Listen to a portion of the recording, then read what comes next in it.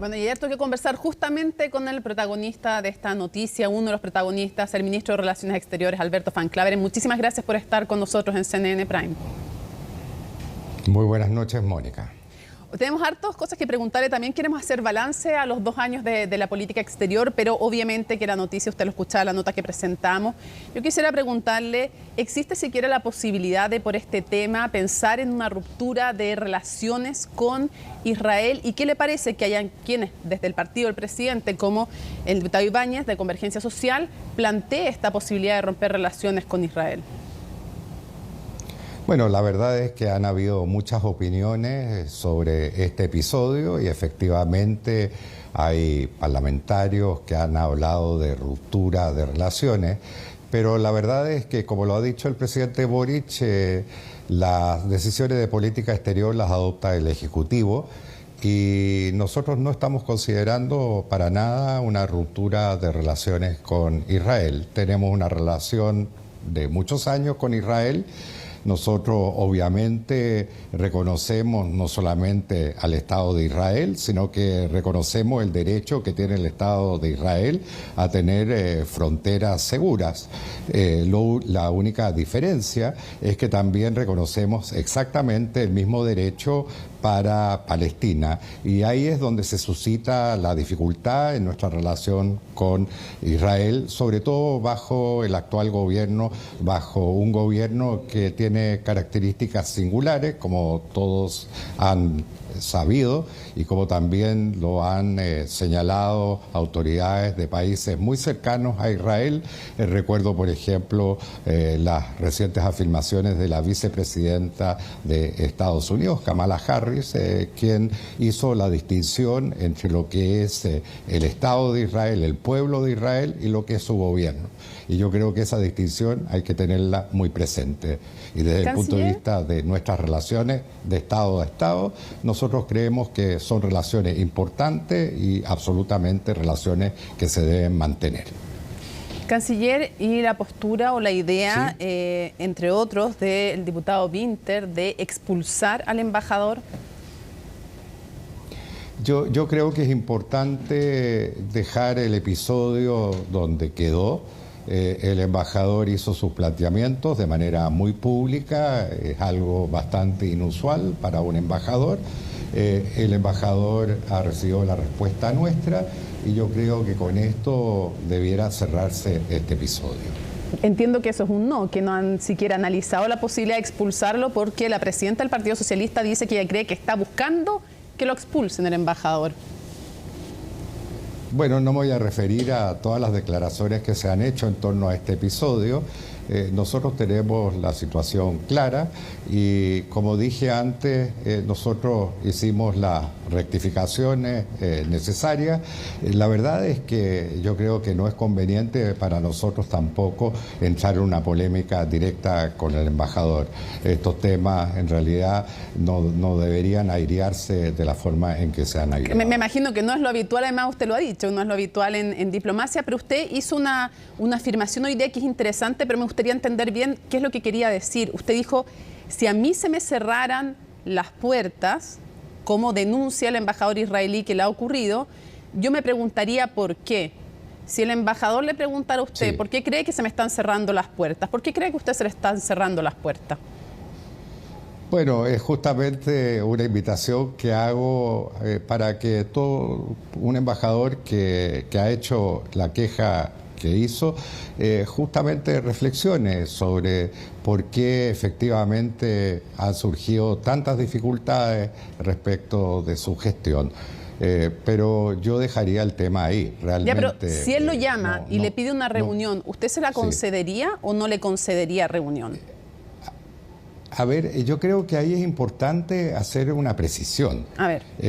Los embajadores se relacionan con la Cancillería normalmente a través de las direcciones regionales. Eso vale para Israel, vale para Alemania, vale para socios de todo el mundo, incluso para los países vecinos. Normalmente el canal abierto y que siempre está disponible, y esa es la instrucción que existe, es el de una dirección regional. Y lo mismo vale para los embajadores de Chile en el extranjero. Y yo le aseguro que en el caso del embajador de Chile en Israel, su interlocutor normal es justamente el encargado de América Latina. De la región, entiendo. Del área, efectivamente. Pero dado que la situación está tensa, mi pregunta es, dado que la situación está tensa, si él le pidiera reunirse, ¿usted se reuniría con él o él no se puede reunir con usted? No, no es que no se pueda reunir, pero la verdad es que normalmente la práctica diplomática se van agotando las instancias, ¿no? Y si el tema es un tema que es muy relevante y un tema de muy difícil tratamiento, se supone que ese tema escala al nivel siguiente, que en el caso nuestro equivaldría al secretario general de Política Exterior, ¿no? Y le quiero si ese fuera el caso, obviamente el secretario general lo podría recibir perfectamente bien. Pero no es una cosa de decir, yo quiero hablar con el canciller. Aquí tenemos más de 70 embajadas y tenemos también una serie de otras prioridades. Y obviamente el canciller no puede estar a disposición de los embajadores directamente. Más allá de este embajador, la decisión de excluir a Israel de la FIDAE, ¿a usted se la consultaron previamente y usted estuvo de acuerdo, no? ¿A usted le parece que es una buena medida? Mire, a ver, yo tengo como norma no entrar a detallar el proceso de toma de decisiones, ¿no? Pero lo que sí puedo decir es que yo fui consultado.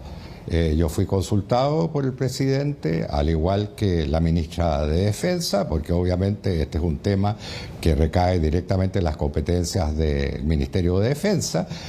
Yo fui consultado y, por cierto, estoy de acuerdo con esa medida.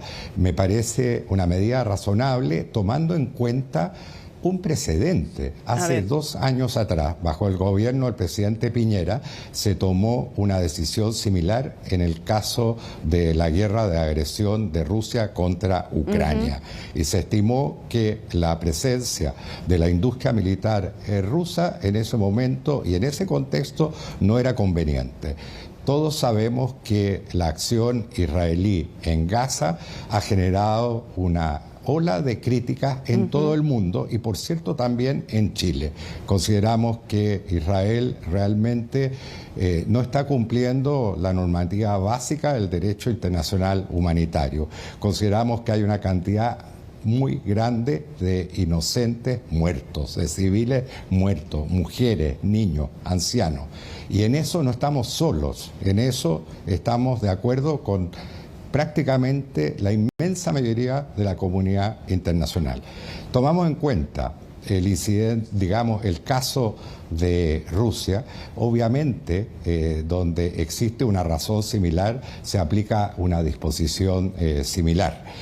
Por cierto, con esto yo no estoy señalando, y el gobierno no está señalando, que Israel haya agredido fuera de todo contexto a Gaza. Sabemos que ocurrió un hecho terrible, como fueron los ataques terroristas de Hamás a Israel el 7 de octubre. Lo que sucede es que nos parece que la respuesta a esos ataques es una respuesta desproporcionada.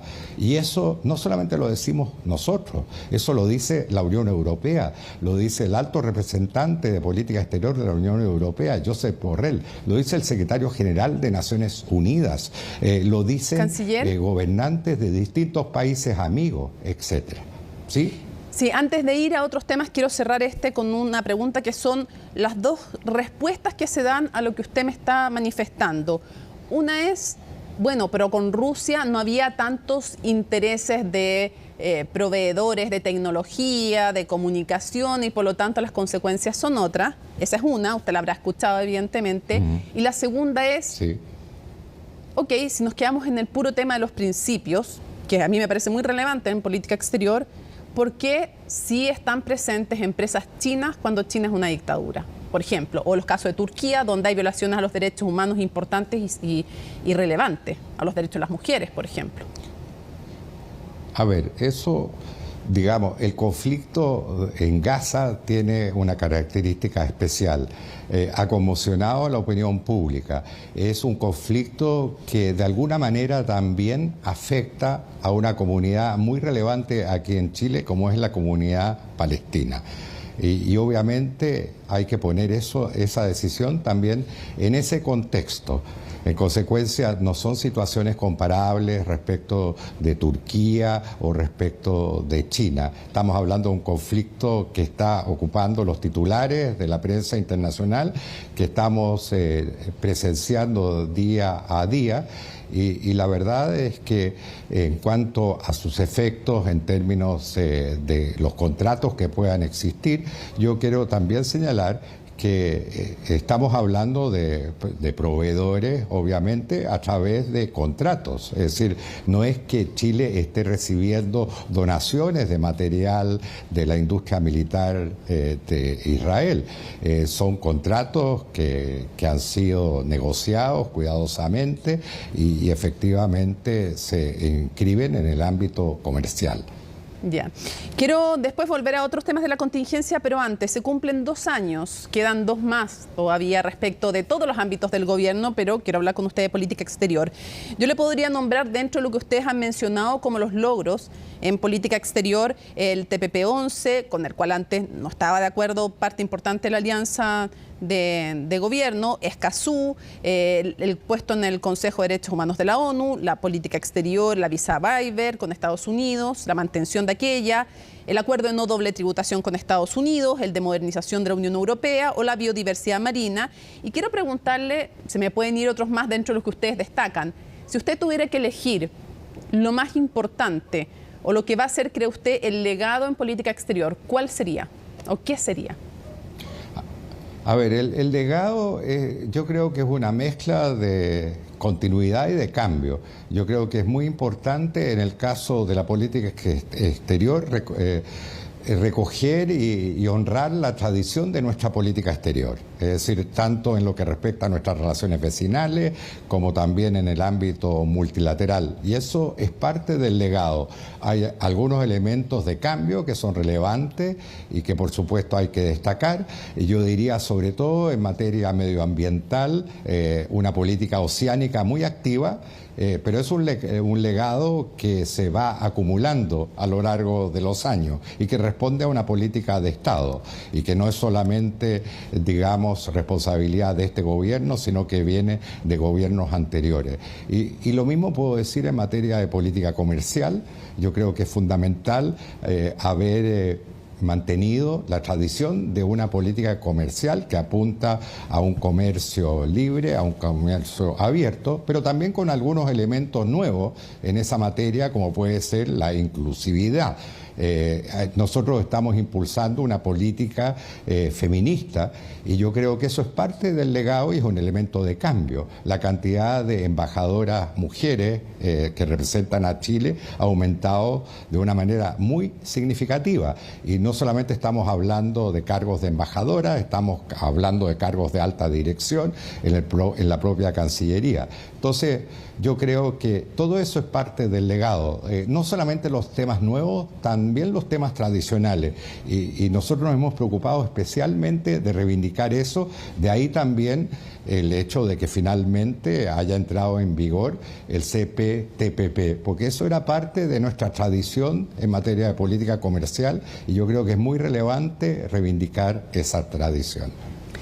Quiero volverlo de nuevo a los temas de contingencia. Cuando se hacía este balance sobre política exterior, Mario Desbordes, expresidente de Renovación Nacional, exministro también del gobierno del expresidente Sebastián Piñera, dijo que había doble estándar en derechos humanos en la política de Chile y apunta a la política exterior, por eso se lo pregunto a usted, porque con Nicolás Maduro dijo hay medias tintas, no se atreven a decir dictadura, lo critican, bueno, puede ser, pero además con la dictadura que causó, dice, centenares de muertes en Chile, que intervino directamente en nuestro país como es la cubana, el presidente no solo tiene buena voluntad, sino que además es hincha de La Habana.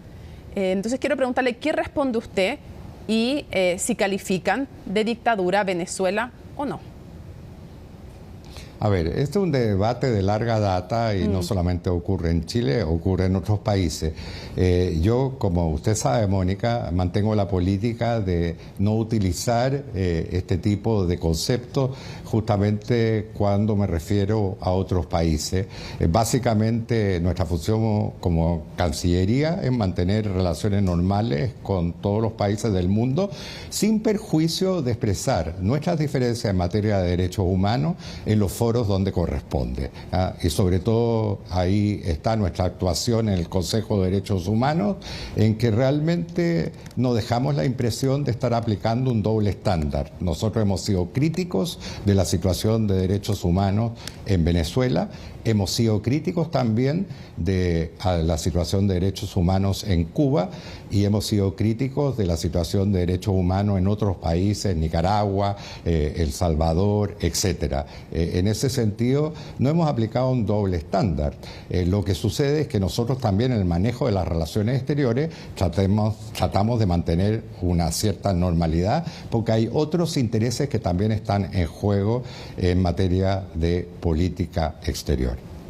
Pero ustedes fueron mucho más duros, y usted mismo, con Nicaragua, por ejemplo. Entonces la pregunta es si hay, ¿cómo responde a este doble estándar que dice Desbordes y no, bueno, no solo Desbordes y otros? O bien, ya usted me decía su punto, si ustedes están entre los que, como Lautaro Carmona, dicen a mucha honra no calificamos de dictadura a Venezuela. ¿A mucha honra? Nosotros el tema del doble estándar, digamos, lo tendríamos que aplicar a nuestra actuación en los foros internacionales.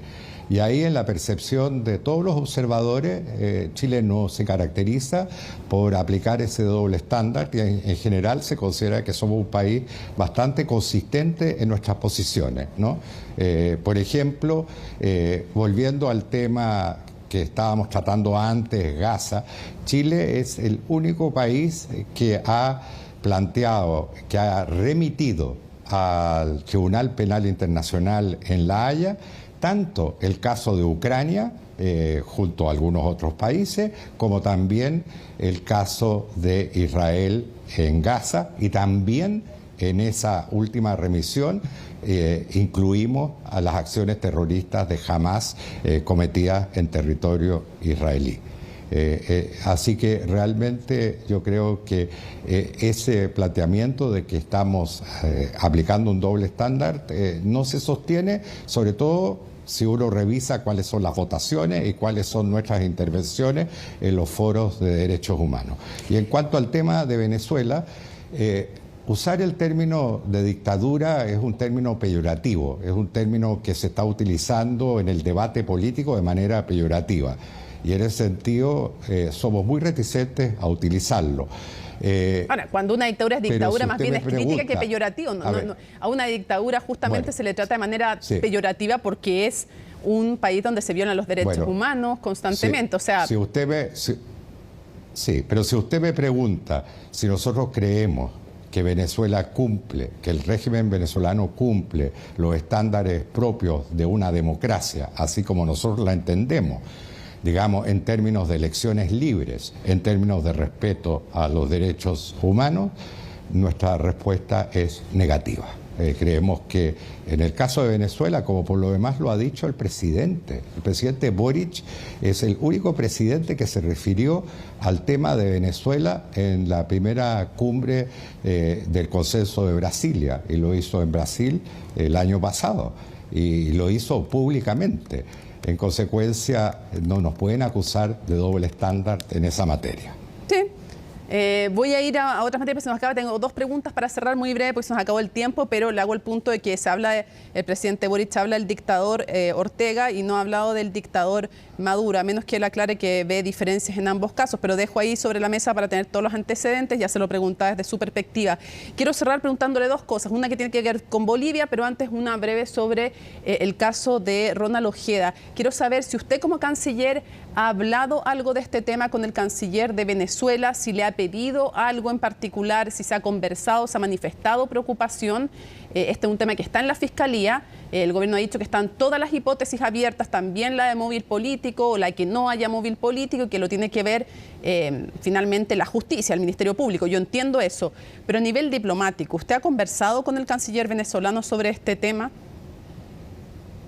Yo directamente no, pero le puedo asegurar que nuestro embajador en Caracas sí mencionó el tema, y se ha mencionado a niveles de otras instancias en el caso de la Cancillería venezolana. Hemos mencionado el tema, pero obviamente la investigación está abierta, hay una serie de interrogantes y obviamente tenemos que esperar a que termine la investigación para evaluar si corresponde o no hacer gestiones diplomáticas mayores. Ahora, sería grave si es que hubiera... venezolano conocen, ¿sí? Sí, usted me decía que no ha conversado con el canciller de Venezuela por el caso Ojeda, pero que el embajador sí lo ha hecho, entiendo. Pero me imagino que sería muy grave si se llegara a descubrir que hay motivaciones políticas. No, por cierto, pero habría que ver, digamos, de dónde provienen esas motivaciones. No me refiero a que lo haya encargado el régimen venezolano, a eso me refiero. Si fuera así, sería gravísimo. Sí, pero no nos podemos poner en ese supuesto todavía, porque obviamente la investigación todavía no ha llegado a ninguna conclusión. Cierro preguntándole por un tema que tiene que ver con uno de nuestros vecinos, con Bolivia. Quiero que nos explique porque han habido distintas versiones sobre la mesa, si ellos pidieron, y Perú, que los plazos fronterizos volvieran a la época prepandemia, es decir, que funcionaran en un horario más amplio, y que responde a quienes creen que esto podría traer también temas de inseguridad o no. ¿Por qué se hace? ¿Quién lo pide? Y si es que, en el caso de que ellos lo pidan, si es que nosotros le pedimos algo a cambio, por ejemplo, que reciban a todas las personas que pasan desde Bolivia de manera ilegal a nuestro país o irregular, y que las reciban de vuelta. Ellos solo reciben a los bolivianos, no reciben a nadie más que entre a Chile y que lo quisiera poner Chile en la frontera de vuelta, ¿no? Entonces quiero preguntarle cómo surge esto de los pasos fronterizos, y si es que han pedido ellos, lo hemos acordado, y si hemos pedido nosotros algo de vuelta.